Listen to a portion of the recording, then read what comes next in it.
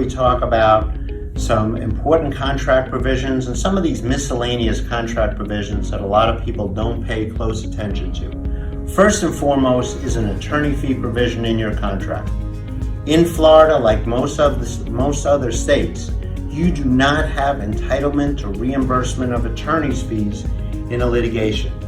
Let me make that clear, that unless there is some provision in your contract or by some statute that entitles you to reimbursement of your attorney's fees, you are not entitled to it. You can go through an entire litigation, spend a lot of money on attorney's fees, and not be entitled to any of that reimbursement. And you find that even though you won the case, the amount of money that you spent on attorney's fees made the whole litigation not worthwhile.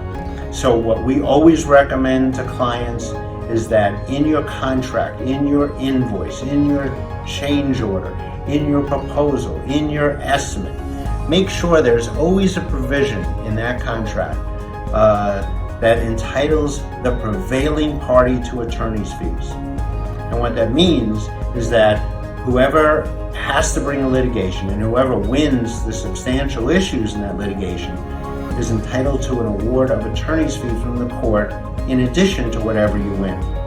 It helps when you talk about leverage, it helps when you talk about settlement, and it's a big part of the equation in whether or not you should pursue a litigation at all. The attorney fee provision, I believe, is one of the most important provisions in the contract.